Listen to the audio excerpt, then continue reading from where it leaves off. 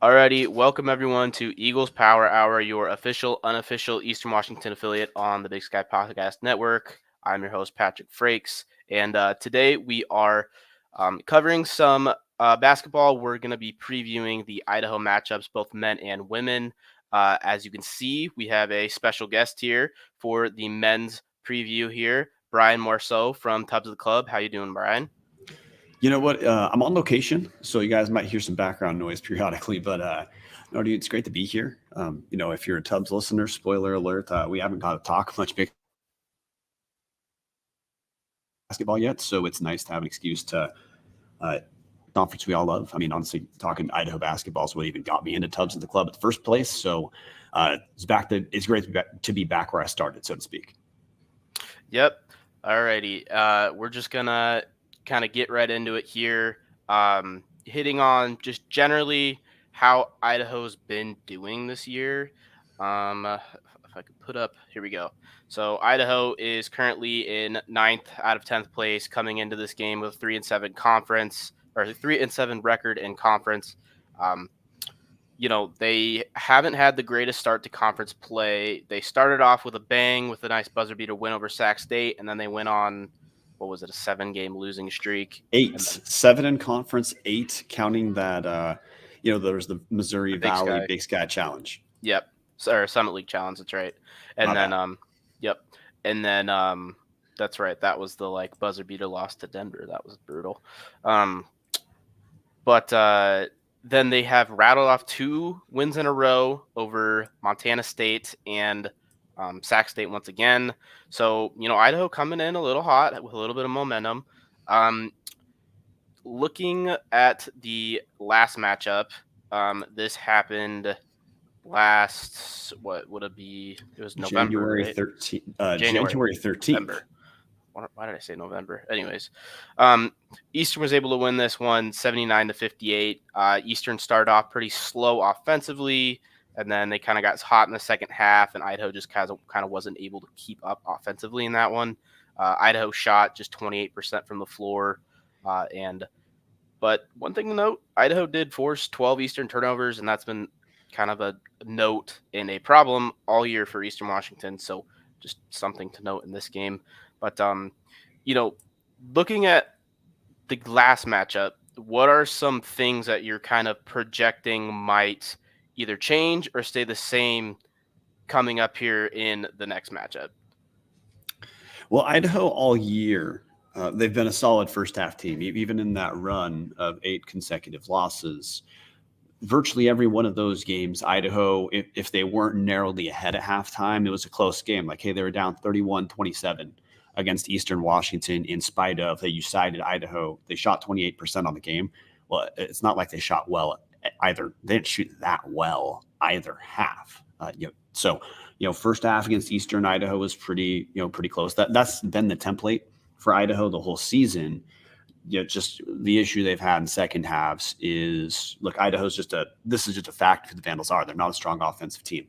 So when other teams go on their runs, and hey, basketball is a game of runs. Teams are going to make shots. That's how this works. Eastern's a high scoring team. That's how they win games. Idaho's issue is when teams go on their runs in the second half, the Vandals haven't had the firepower to push back. In particular, Idaho's consistently been able to get around 30-ish points a game from the 2 post spots, whether that Julius Mims, starting center, he's averaging right around 12 points a game. He's been the starter all year at the 5, and he's going to, barring injury, he'll continue to be the starter there. But rotating at the 4, we've had both Kyson Rose and Tyler Lindhart, and Lindhart has been out the last 3 games. And it was with an unspecified injury. So we have no idea if he's going to play against Eastern. He's been traveling with the team. He hasn't been in a boot or anything. So maybe he'll be back on the floor. But in Big Sky play, he's averaging right around 10-ish points a game. The last few games in relief, Kyson Rose has been scoring right around 10-ish points a game. So they're getting, around 25, 30 points out of their 4 or 5 spot. The issue is not getting much out of the perimeter. And what they do get out of the perimeter isn't particularly efficient. Quinn Denker leads the team in scoring at just over 12 points a game, but he's shooting 40% from the field, 33, 34% from 3. Those are numbers we'd call not particularly efficient, out of that guard spot. So that's kind of been the issue for Idaho with second halves. And it's, as you know, if you're an Eastern fan, Eastern's been a little bit slow. Typically, they're a little bit slow out the gate. Then, look, Eastern's a post-heavy team. They wear teams down, so that's not shocking that a post-heavy, inside-out first kind of team takes a minute to get started, and then wears teams down. Well, that matchup kind of favors Idaho in the first half, but if Idaho's not able to have a healthy margin for error heading into halftime, that's where if you're an Eagles fan, you're probably thinking, look, if it's close at halftime, Eastern is probably fine. If we split the Big Sky play into first half margin, second half scoring margin, Idaho's right around dead even first half, probably underwater about 16 points second halves. Yep, and that's been kind of what I've noticed too, being, if you guys didn't know, I'm an Idaho student. So, I've gone to a lot of these games. It's been very strong opening halves for Idaho, even against some of the good teams, coming out. Shoot, they had Montana on the ropes for a good bit there. They had a nice first half against Montana State.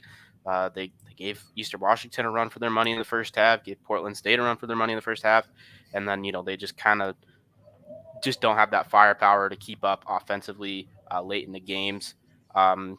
Looking just at some of the conference team stats, Idaho looking more offensively first. They're ninth in points per game in the Big Sky, averaging 65.5, only better than Sacramento State, who they just beat on the road. Field goal percentage wise, they are sixth in field goal percentage, and that probably is because of how much production they get from their post spots. But we'll see how that matches up with Eastern's length inside. 3-point percentage wise, fifth in the Big Sky, pretty average, not great. I mean, 34% is nice, but it's nothing spectacular. And then looking more defensive wise, they're fourth in the Big Sky in points per game against, which has kind of been the strength of the Idaho team, has been their scrappy defense, playing tough defense, even when they're playing really good teams. But pretty much everywhere else, they're relatively middle of the pack, fifth in opponent field goal percentage. They're about around the middle in 3-point percentage against. Hitting on just like typical rebounding things. They haven't been a great rebounding team. They're one of the kind of middle of the pack to bottom in rebound margin. They're bottom three. They've been underwater most games on the rebounding margin. So, I mean, they're middle of the pack to bottom in most team stats for the Big Sky. That's just kind of how the season's gone for them. But they have kind of turned it around these last couple games. What has seemed to change for the Vandals to get them a couple of wins against a Montana State team that just beat Eastern Washington and Bozeman last week, and then a nice win over Sac State, who they probably should have beat convincingly. But what do you think changed from the 7 or 8th game losing streak to this little 2-game win streak? So I would understand both these wins separately. Look, Montana State, Idaho won 81-75.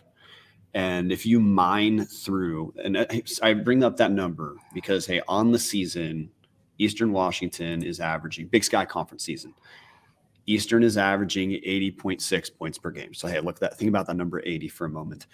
When Idaho scored 81 against Montana State, well, that's the first time the Vandals broke 80 since December 5th against a terrible Pacific team. So against Montana State, I mean, Idaho put up more points, and part of that, of course, is, hey, there is the predictably efficient post-production that Idaho's gotten out of Julius Mims. And Mims is an opportunistic scorer. He scored 15 that game. Mims rarely is going to shoot below around 50-ish%. It's because he takes exclusively very close to the basket good shots, or he will shoot threes. Mims only shoots wide open threes. So against Montana State, he goes 7 for 11. Then Kyson Rose, the other post, he goes 5 of 7. So like I said, between those two, Idaho's getting around 25 points, 30 points. Well, against Montana State, that's 28 points. The big difference is Idaho got some help from the wing. And the Vandals, for most of this year, they're not getting virtually any dribble penetration, which makes the Vandals a very easy team to defend. Because as you referenced earlier, Idaho's a team. They're an okay 3-shooting team. They can hurt you. They won't, but they clearly aren't beating teams from deep. So against Montana State, Idaho still didn't shoot threes that well. They go 5 and 19 from three, but they got to the free throw line, shot 20 free throws, and guys like Trevon Blasingame was able to score 8, not a big deal, but hey, Blasingame had been given Idaho virtually nothing, and he was able to get his 8 off dribble penetration. D'Angelo Minnis, senior point guard transfer from Western Washington, he was able to penetrate, scored 14 points, hit a couple threes, but I mean, Minnis he's listed at 5'9". He's not 5'9". He's like 5'5". He has not been hurting teams off the dribble. He was able to hurt Montana State off the dribble, and then Quinn Denker, he scores 11 points on 9 shots. Not the most efficient, but was not awful. But then off the bench, we had Taryn Frank and EJ Neal also contributed. But hey, I just went through 4 or 5 wing guys who produced in a way they just haven't for a while, or Idaho can get some wing production off of one player. But it's hard to stress how Idaho just has not had the ability most of the season to manufacture good looks out off the perimeter. That's what happened against Montana State. That's what was different. Now, I don't know. I can't tell you if that's just Montana State defense or if that was Idaho just looking better. But I will say, even though the Vandals only scored 61 in the win against Sacramento State, we still did see a little bit better penetration from Blasingame. We still did see a little bit better dribble breakdown from D'Angelo Minnis. So for Idaho, what I think is different is there's been a little bit more varied offensive production because this team doesn't have, in my mind, Julius Mims is probably going to make one of the all-conference teams because he's a solid producer. But Mims he's just not the kind of person that you want taking 20 shots a game. If there's a reason Idaho's not calling for a lot of Julius Mims post-ups. That's not the type of player he is. He needs to score off pick and rolls, oops, lobs, stuff like that, and then wide open threes. Those types of plays for Mims are easier to defend if defenses don't really have to care about dribble penetration. So when Idaho can get some help from the perimeter, it starts to open up looks for Mims. And of course, if they're getting some more production from the perimeter, they're getting closer. They're going to get closer to that 81 points. Or like, hey, scoring 70 against Montana, not lighting the world on fire, but they got a little bit of wing production they just hadn't been getting for most of the conference season. Yep, definitely agree.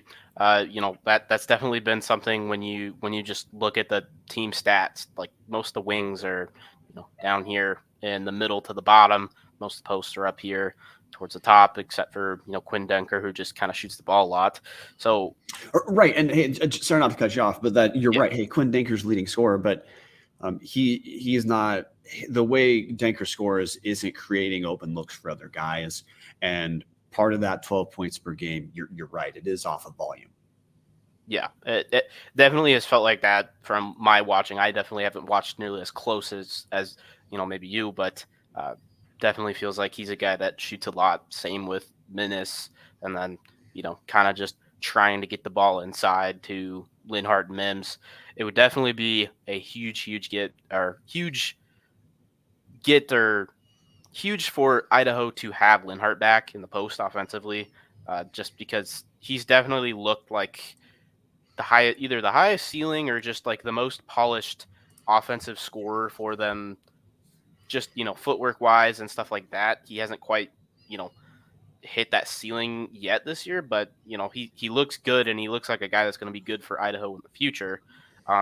Hitting on Mims, if you guys haven't watched Idaho, Mims is super athletic. He's a dude that's going to have a highlight dunk or two a game usually. He's averaging over 12 points in conference, shooting 64% from the field. Very efficient, a guy that takes good looks. He's also a good defender. He blocks a couple shots a game. It even looks like he has a couple steals per game in here as well. Hitting, D'Angelo Minnis is a guy that we kind of briefly hit on, but him and Mims are usually guys that play a lot of pick and roll ball up in the top. And they have a good chemistry. There's a lot of Minnis to Mims lobs that happen and stuff like that. But Minnis can be a guy where he's on or he's not. And if he's not on, sometimes he drives you nuts because he shoots a lot of shots that he probably shouldn't. So he's shooting as a point guard. He's sub 40% from the field. When it's working, like you said, he can create looks in the mid range. He can make some open threes. When it's not working because of his size, teams don't really have to double when he penetrates, or he doesn't necessarily command help. Most teams are fine with D'Angelo Minnis putting up difficult finishing shots, and if he's going to make a ton, teams will lose. But I mean, hey, look at Idaho's record. That's just not what's happened. Also, when teams stay at home, when he penetrates, it doesn't create open kickouts. So honestly, like the driving kick looks that are pretty common in pace and space basketball. When it's not working for Idaho with D'Angelo Minnis, a lot of his drives are when defenses start to keep an eye on the passing lanes and go for picks. Yep. And then, so we're going to kind of transition here more towards what the matchup looks like potentially for Saturday. Obviously Idaho's looking maybe relatively outmatched, but they do have a few things in their favor, being a really good first half team, being a, relatively tough defensive team. I mean, Eastern's struggled, especially in first halves against, those better defensive teams. What do you think matchup wise are some things that favor Idaho looking at this, a few days out? Well, the first is I wouldn't completely throw out Idaho's win-loss record, but I would not consider that yet indicative of what the coaching staff is. Alex Bribble, to me, hey, like I've followed Idaho basketball for a while. I'm living through a half decade of just awful basketball. Alex Bribble is a huge step up strategically from what Idaho's been the last 5 years. So this team plays hard.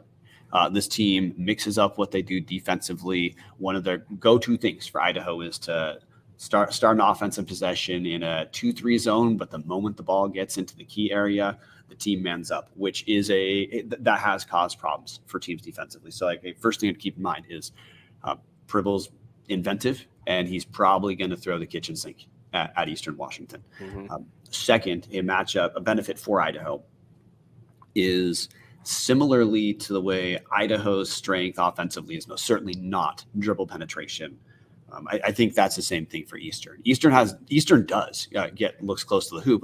Most of which are through different post ups, and it's not just Ethan Price. Coward is an incredible post scorer relative to playing that 3 spot, but Idaho is going to be less concerned about getting beat off the dribble. And Eastern's a solid 3 shooting team, but Idaho is going to view this game as they have to do whatever they can to keep the middle packed so that Eastern is not getting good open looks. Now that's going to eventually manufacture open looks from distance, and Eastern's a solid 3 shooting team. Mm-hmm. But hey, phase 1, Idaho strategically, they played Eastern tight in the first game in Moscow. What they did defensively worked, and now it worked because Eastern was missing those threes. But that's going to happen again. Idaho's going to do their best to make life in the paint miserable for Eastern offensively. And to open those looks up, Eastern's going to have to hit kick-out threes. Yep, I agree. I think a lot of this game depends on how Eastern shoots the 3. And, coming off of the Montana State games, it was a little concerning. They made 7 total threes in that 2-game stretch, only 2 in Bozeman. But then they kind of came back and hit something like 13 threes versus Portland State, and that shooting came back. So I think being at home is something that will be advantageous to Eastern's shooting, hopefully, but coming from the Eastern side of me. But it will be. I think the shooting is going to be very important, especially from 3, because like we saw in the first half of the Idaho game, when they aren't hitting shots, teams can just really pack in the paint, make things really tough inside. And, like you said, Pribble's going to throw the kitchen sink at them. Pribble's not afraid to go from zone to man, to all of a sudden we're pressing, to all of a sudden, we're trapping. Just he likes to switch it up, and I think that could give Eastern some trouble with their showing struggles against, ball pressure in that second half versus Portland State. Even Montana State, that whole game, Montana State had something nuts. Like, I think Ford had like 6 or 7 steals in that game. That ball pressure has definitely given Eastern some trouble, and that's something that I think Pribble's going to try and take advantage of. Yeah, Idaho's probably going to do their best. Inverse hate talk about Idaho's going to do offensively. Idaho, as the season's progressed, has been increasingly intentional about trying to get post touches early, especially in the first half. That's persisted both with and without Tyler Lindhart. And hey, Tyler Linhart, transfer from University of Washington, looked lost the first handful of games into the season, but has really emerged as a guy who, as you referenced earlier, very solid post footwork, very solid finisher. He is the type of player who, an inverse of Julius Mims, where I told you, hey, Mims is an opportunistic scorer, very good, very athletic, but you just don't call a bunch of Mims post ups. That's not his skill set. Tyler Linhart, increasingly, Idaho is giving him more looks and trying to get him to establish himself deep. And in the first half, of the first matchup, Tyler Linhart did fine getting looks deep against Eastern. He didn't get virtually any of those in the second half. So hey, credit Dave Riley for those adjustments. But Idaho's going to go inside as well. And hey, if this works for Idaho, they're going to get points and or fouls on guys like Cedric Howard, on guys like Ethan Price. Hey, off the bench guys like Eric Strupp. Of course, if it doesn't work, then Eastern's probably going to run away with it. But that's the route for Idaho to win. They've got to get points inside. They've got to get Eastern some foul trouble. And when Eastern has open threes, they're going to have to hit him. And if they don't, that's how you have a close game. If they do, that's how a more talented Eastern Washington team wins this in a runaway fashion. Yep, I definitely think, if Eastern can hit the three efficiently, this one likely won't be too close. But, if Idaho can muck it up and make it tough inside, especially, anything can happen. I think Idaho's got a fighting chance in this one. I definitely think Eastern out-talents Idaho, but, it is definitely possible for Idaho to come up and, give Eastern a little bit of a scare, especially if Eastern doesn't correct the turnover problems that have been so bad these last couple of games. 22 versus Portland State, 18 versus Montana State. Got to take care of the ball to, especially looking forward. If you're Eastern Washington, looking at, hey, we want to go win a conference championship in Boise. That's something that really needs to be corrected. I got faith in David Riley to be able to make some corrections, but just with the personnel of this group, we'll see, because we don't really have really, really good ball handlers like in the backcourt to deal with pressure on the ball.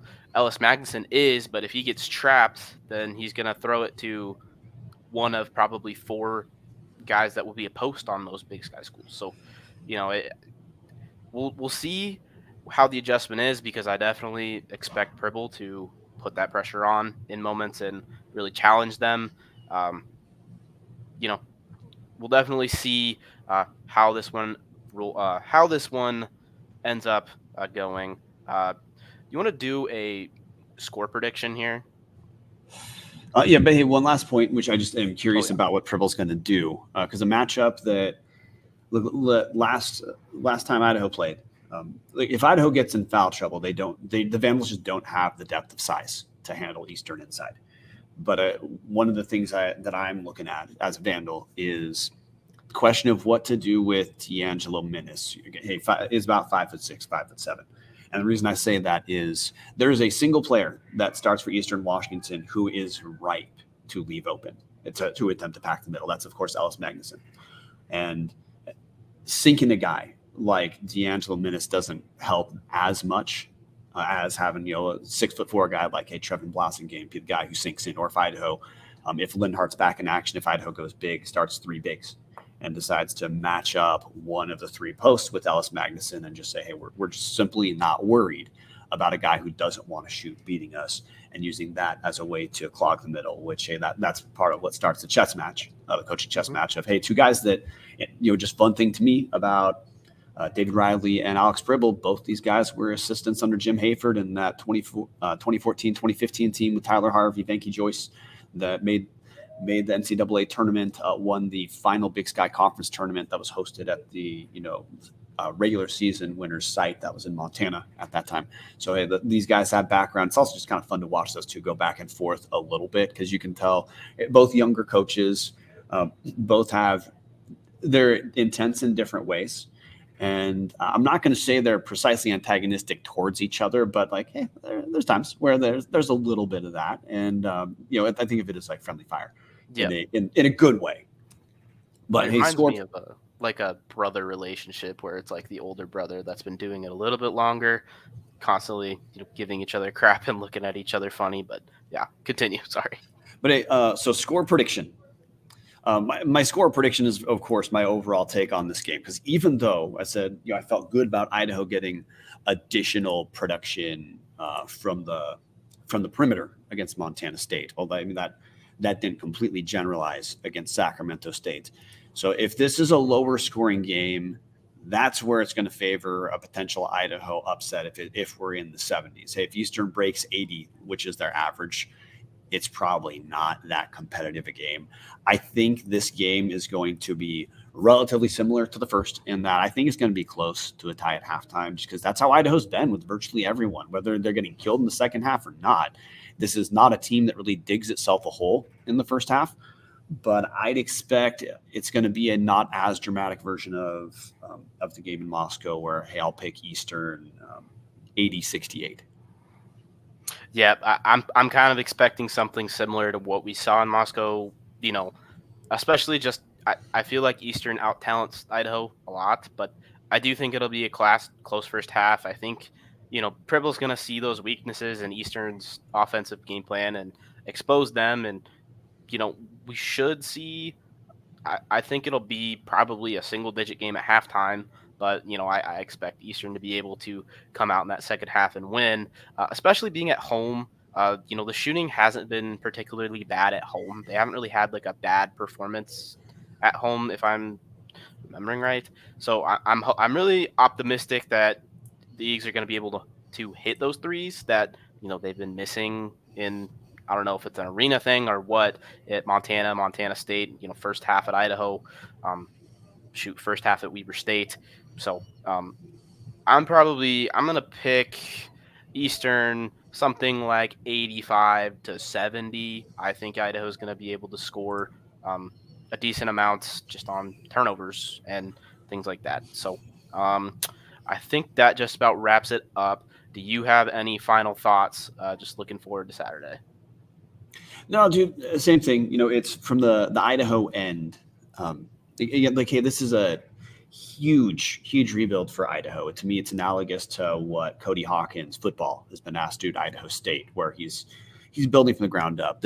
We're at half a decade of Idaho basketball being 10 wins or fewer. So, and with Kloss playing out his entire contract last season, Pribble had a very late start on the recruitment cycle. So, the record at Idaho is not indicative of how most fans feel about the first year coach.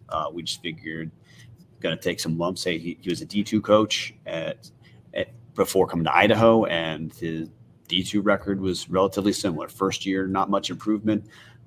Pretty big improvement year 2, huge improvement year 3. Seems like that's where we're at. I guess in terms of the Idaho Eastern rivalry, I'm just happy now that Idaho's not at the point where it feels like we're just getting outclassed in essentially every facet against Eastern. So look, if Idaho can pick up an upset, that's huge. But I don't know, man. Eastern's a good program. David Riley is a great coach. I secretly am rooting for him to take a new job elsewhere, but I'm also hoping hey, it's good when the Big Sky has good coaches. We need a Big Sky team to win an NCAA tournament game, get those NCAA units to the conference to share. Conference money goes to everyone. So long way of saying, just get your ass to the game. Agreed. I am planning on being there. Are you going to be there? Potentially. We're gonna. I don't know, man. It's Patty. Full disclosure for some of your listeners, once you have a family, traveling some of the games can be harder. Yeah. So I'm gonna go if I can. You've seen my daughter. She's 2.5. She's been to both Idaho Eastern games in Cheney. We're gonna try for a third. No promises. Yep. Alrighty. Well, I'll definitely let me know if you end up coming down. I'll probably come say hi. But yeah, I think it's important to expose people to that Soviet architecture of Reese, as early as you can. Which actually, I kind of like Reese courts. The updates. Hey, not joking for a second. Look, Idaho obviously has a great facility. It'll be cool in Idaho. We can talk about the team, not just facility. But there have been some upgrades at Reese. It looks like a better place. It's a better place to watch games. I like how that lower bowl is set up. So. No, I joke about it, but hey, the Eastern facility, I think it's one of the nicer ones in the league. Agreed. And it's a fun environment. It's fun having people real close to the court and all that. Yeah. It one complaint I have about some of the arenas is they just seem like very, what's the word, like sterile almost, where like they feel, it feels like a big bowl with no character. I feel like Reese has a ton of character. It does. That's one thing I really like, having the Eastern Hall of Fame in there and stuff like that, which is really cool. But I believe that is all we got. Um, Next up will be the women's basketball preview with um, another Tubs of the Club member, Marten Hiemstra. So stay tuned, guys, and go Eagles. Go Vandals. All right, so to hit on the women's matchup with Idaho, uh, I hit up Marten Hiemstra, who covered Idaho women's basketball for Tubs of the Club for a number of seasons. He was here. You can't see his beautiful face because he has a bum computer part, but you can hear his beautiful voice. Marten, how are you doing? I'm doing good. It's weird to be on the other side of the Chisco Cup podcasting rivalry, but I'm happy to be on. Yep, for sure. So we're here to talk about the um, Idaho at Eastern women's basketball matchup. We already hit on the men's side with Brian, but Idaho is coming in at 4-6 in conference. They've had kind of a tough run here. They lost one of their really star players that came in as a transfer, Hope Butera, to a knee injury, and they've really had a tough time since. 4-6. I wouldn't say really shows what the Idaho women can be as a ceiling. But it definitely feels like they have the potential to be a much better team than 4-6. Just watching, I actually follow the women's team pretty closely. Being on campus here, I go to a lot of uh, Idaho women's games You with can just Martin. say you sit courtside. I sit courtside with Marten Hiemstra. So but hitting on the last matchup here, this one in Moscow, it really wasn't close throughout. Eastern really just kind of dominated this one defensively, forced Idaho to go single digits in two different quarters. I believe Idaho shot something like what they shoot. Let's scroll down here. 30% from the field, 10% from three in this one. Scored only 44 points. Hitting on Eastern. Eastern was okay offensively, shot relatively efficiently at 44%, 33% from three. A lot of that production came from Aaliyah Alexander, who went off for 27 points in this one, 6 rebounds. Jamie Lloyd also had 10 rebounds. Really nice performance from them. But hitting on that, we're going to kind of generally Idaho's more of a strong defensive team, good to strong defensive team, and they've struggled with kind of an offensive identity so far this year. I'm going to throw it to you, Marten. Kind of what has been the difference with new head coach Carrie Amy coming from more of a John Newley led team that's relatively more strong offensively. What has been the biggest difference to you watching this team go from Newley to Carrie Amy?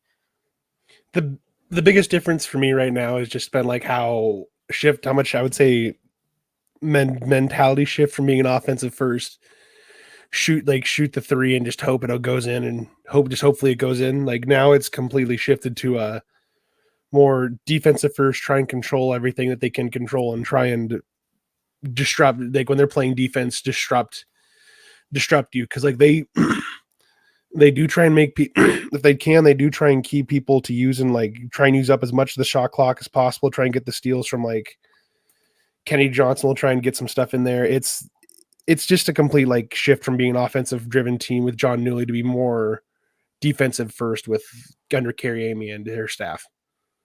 Yep, agreed, and that's definitely what I've noticed watching this team as well. They're a lot more focused on, hey, we're going to stop them first, and then we'll kind of figure out the offense. And I think part of that is just kind of, the personnel that they have, but they've definitely seemed stronger defensively, even though the numbers maybe don't show them being a really good defensive team. Um, looking offensively just at their general team stats on the Big Sky, Big Sky stats in conference. I always do the in conference stats. Idaho is 7th in points per game at 60.2. They are 5th in field goal percentage, right around 41%. They're 4th in 3-point percentage. They still have a little bit of that newly blood. They like to launch threes, some of the older players, especially. Yeah. But I will more kind of just jump defensively. in with this. Yeah, go Like the ahead. other one I've noticed is like it does seem like when they do kind of like it's gotten better as of recently, but like when I think we'll touch on this later, but like when they first had injuries happen, there was more of the panic, kind of like, okay, we got to shoot threes to try and get things back closer. But now it's gotten a lot better manageably as far as like they don't just shoot panic threes to try and get themselves like momentum going again. There's more control to them stuff and not so much panic anymore. Yeah, definitely agree. Like they've been more in offensive sets more than kind of just pick and pop three or forcing something that isn't there. The injury that Martin is talking about, I already kind of mentioned it, but Idaho losing Hope Butera was really really big for them. Butera was she was one of their main forces, as a whole, both offensively and defensively. She only played in 2 conference games, got hurt during the time slot of when the Big Sky Summit League Challenge was. I don't know if it was actually a Big Sky Summit League game, but um, some sort of knee injury, and she's out for the year, at least from what we know. And so missing her has been huge because they went from more of a hey, get the ball inside, feed Hope, Sarah Brand's inside, even Ash Phillips inside, and now they had a few games there where they really went back to the newly ball launching threes, and now they're getting back into their offensive sets, and kind of going through the more the players individually here. This team is spearheaded offensively by Kennedy Johnson, both offensively and defensively. She's leading the team in scoring with 15, just shy of 15 and a half points, just shy of 7 rebounds. She's really been most of the offensive production the last few weeks. In conference play anyways. Asha Phillips has also had a solid conference season, averaging 10 points a game. She's a good rebounder and a good defender as well. Sarah Schmidt, the senior point or graduate student senior point guard, she came over with Carrie Amy from Nebraska Kearney. She's averaging about 8 points a game, couple rebounds a game. Sarah Brands is one that is interesting. She's a really big pick and pop threat. She's kind of their starting big now with Hope Butera out. She's been a really good offensive player for them, but I feel like what really has what has made things hard for Idaho has definitely been the kind of lack of depth at the big spot after Hope.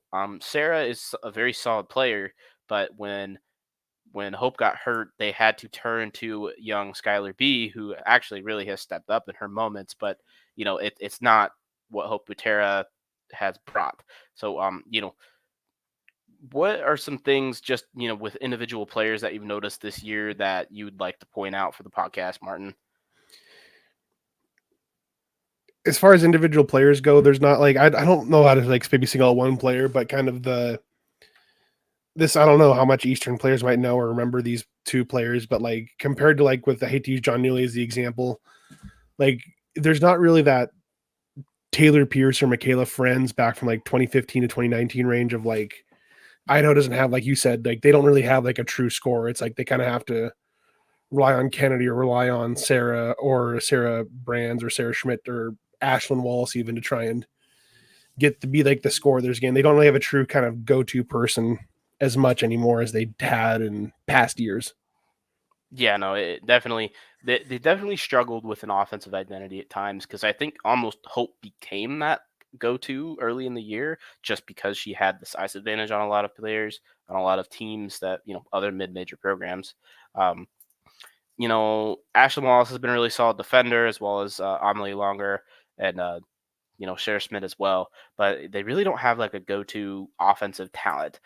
Kennedy Johnson's been good offensively, but she also, it's just a lot of volume. She The other shot. one, the other one to kind of also add is like when they ever do go cold, there's never really one person that they can turn to get them out of anything. It just kind of they just have to hope they can hold on with their defense and hope that the other team goes cold too, and they can eventually catch up to the opposing team.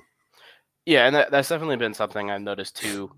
Kennedy Johnson's been the go-to player for them. She's shot almost twice as many shots as anyone else. But kind of just hitting on their general things. Obviously, like we said, they've definitely been more of a defensive first team. They're a top 4 defensive points per game. Field goal percentage, they're middle of the pack, 7th in opponents' field goal percentage. You know, bottom 2 in 3-point percentage, which is like, what's going on here? Well, what's happening there is, the lack of depth inside has led to them having to crash really hard anytime someone drives. And it's made it so there's been a lot of wide open kick out threes for other teams. Montana, for example, hit a ton of kick out threes. So did NAU. If I'm remembering right, Northern Colorado hit a number of those too. So that's kind of been what defensively the one weakness, especially with Hope being out. It allows teams to take advantage of driving a lot more, because when you have Hope in there, she can kind of swat any easy layup. So, now without her there, they have to crash really hard, opens up opportunities around the perimeter, and that's been the main thing that I've noticed defensively. That's been kind of a weakness for them. Another thing that they've struggled with sometimes, they're not the best rebounding team.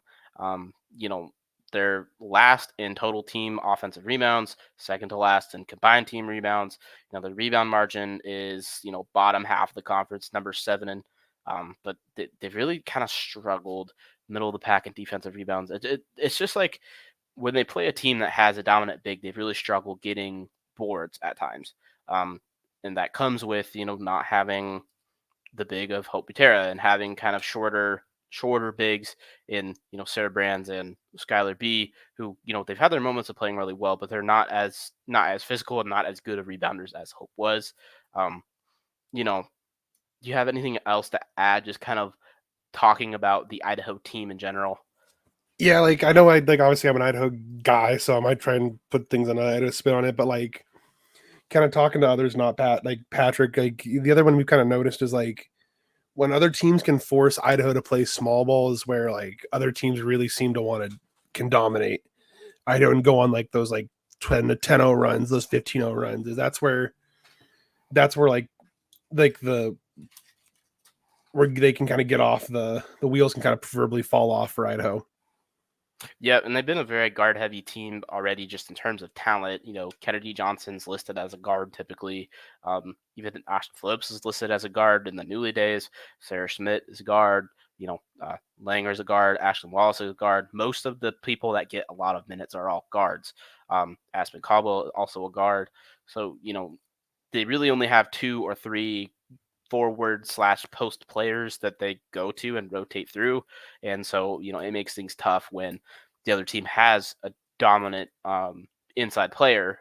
But one thing with Eastern Washington is Jacinta Buckley, Eastern's typical starting post, along with Millie Knowles, maybe out with an injury. I haven't heard anything, but she's missed the last 2 or 3 games with some sort of injury. I have no idea what the injury is.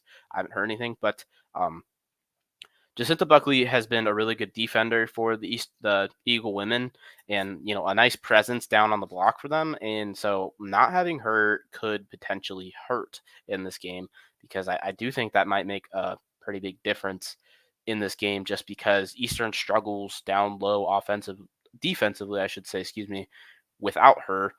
They're forced to play freshman Bella Hayes, who has, she's had her moments, but, she's a redshirt freshman and, isn't quite there as a full player. So, that's definitely something that I think goes in favor of the Vandals. I think after, a tough showing last time in Moscow when Eastern played them, gonna hit on the Idaho end first. What needs to happen for Idaho to beat Eastern Washington being a heavy underdog? For me, I think the big one is just kind of getting out to a good, like a hot start early, and not having like I don't know what you talked about with Patrick yet, but like having a bit of Patrick, Brian yet, but not the men's, but like if they can keep the bottom from falling out, where like they don't have to come back from 15, 20 points down, and they can kind of keep things close, like 5-6 point game for most of the game. Like I think Idaho, that's where Idaho's gonna have a chance. But if they go down early, that's when it's gonna kind of like they're gonna lose. Well, I might not lose hope because I'm a ray of sunshine in the darkness that is Idaho sports when it's bad. Like that's where like things can kind of that's where things kind of go bad for Idaho. Yeah, and Eastern and Idaho are really kind of similarly built teams. In they're both pretty guard heavy in terms of who their best players are. For Eastern, that's Jamie Luetta, that's Ali Alexander, that's um, even Jaleesa Lawrence, who came off the bench most of the year but now is starting. She's more of a kind of a wing, but almost as a guard.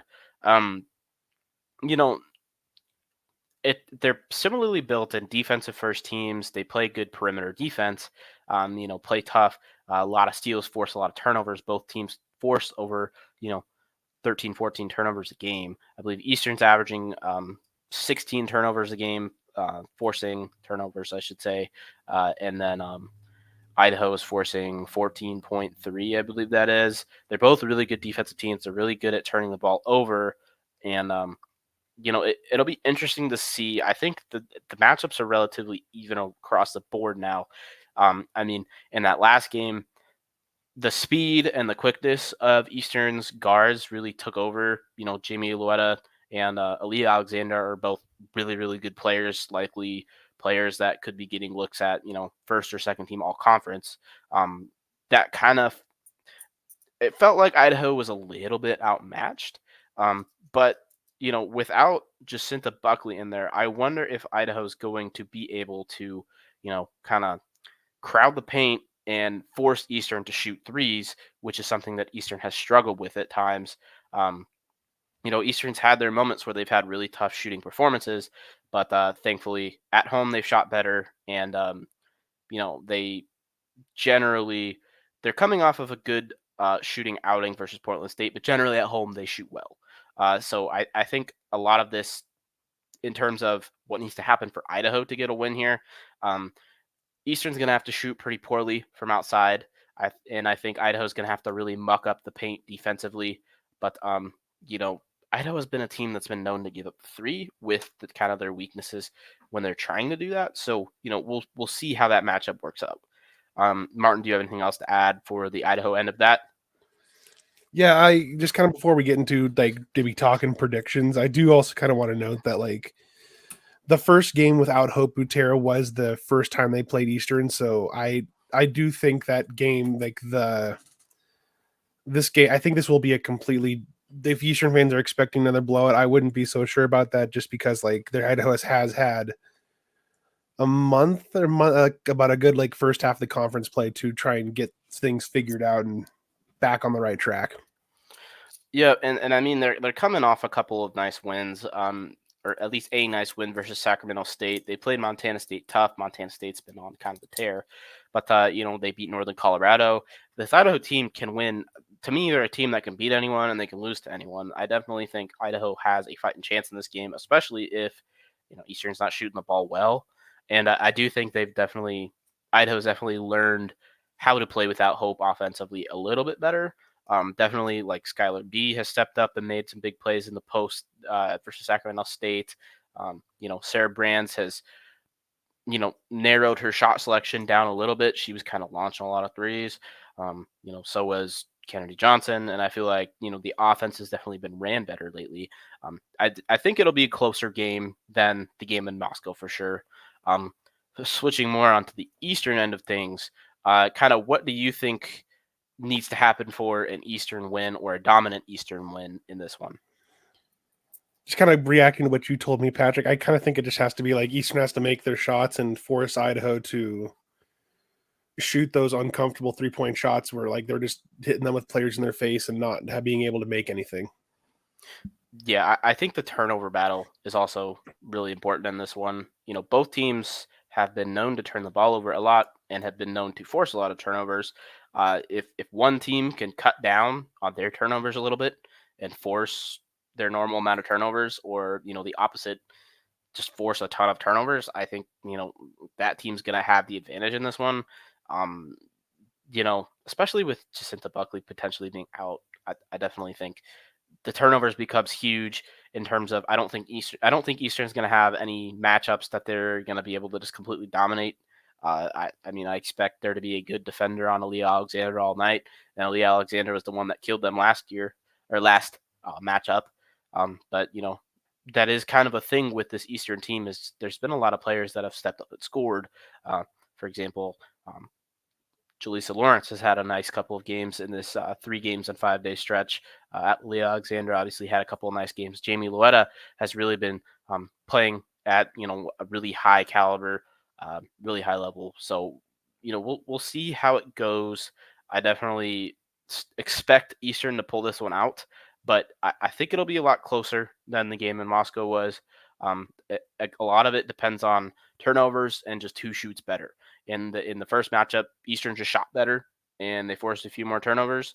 But if other than that, it wasn't some absolute blowout type thing where you know it was kind of a blowout, but it was more of a hey, Eastern just scored more and played good defense. I think if Idaho can turn on the can really turn on the offense a little bit, turn on the defense a lot, force Eastern to struggle. Then another thing, um, in that last game, Idaho was out rebounded 45-28. That was again first game without Hope Patera. Jacinta Buckley was in there. Jacinta Buckley had how many rebounds did she have in that game? She only had 2 rebounds, but she's definitely a present down below, boxing players out. And so, I think the rebound game will be important as well, but I think it'll be a little bit more evenly matched with, one of the main bigs just being out. Um, I mean, other than that, I think we're moving on to more the score predictions here. Martin, if you have any final thoughts, go ahead and let them out, and then give me a quick score prediction. Ooh, and I'm I'm gonna start something else, a new tradition now. I there's not really much else to add. Just that, like, I do think Patrick and I have said, like, this game will be a lot. At least I think will be a lot closer than what the game was in Moscow earlier in January. Idaho's gotten like a month, I would say, about to adjust to not having hope and not having any of that. With the way the games went these past 2 weekends, sorry. I do think Idaho might, with the injuries that you say, Patrick, are out for Eastern. I do think probably Idaho wins a close one, probably something like 67, 63, 62, something like that, by 5, keeping it close. Mm-hmm. I definitely could see that being possible, especially if Eastern struggles offensively. Um, I'm expecting a little bit of a lower scoring game. I think my prediction's going to be 62-55 Eastern. I think it'll be a little bit lower scoring game. Probably both teams struggle offensively kind of again.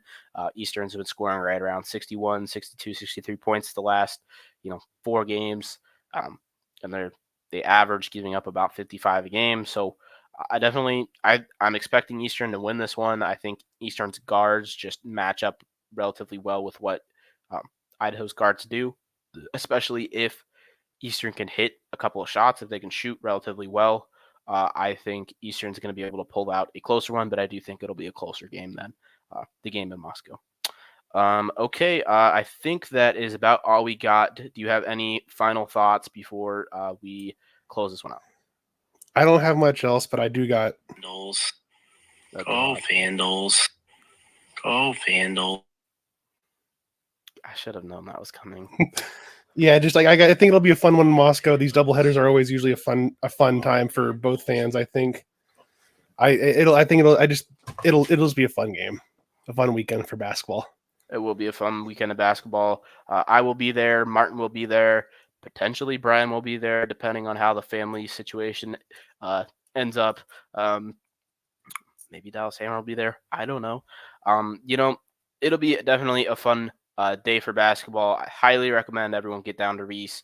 Vandal fans, Eastern fans alike. Should be a fun one. I think both games have a potential to be close for at least half of the men's game and, most of the women's game likely. But, we'll see. We'll see how this one goes. Definitely excited. It will be a fun weekend for basketball. Some more Eagles Power Hour, just kind of news. Keep an eye out. We have an episode with a special guest. We're not going to announce who quite yet, but got an episode with a special guest coming here that you guys are definitely going to want to listen to. So keep an eye out on Fans Nation Network's YouTube channel. We're also going to try to get episodes up on Spotify here soon. Waiting for, Kyler forgot the password to Spotify, guys. But it's okay. We're going to get it figured out. And I think that is all we got. Yep, that's all we got. Alrighty, go Eags. Go Vandals.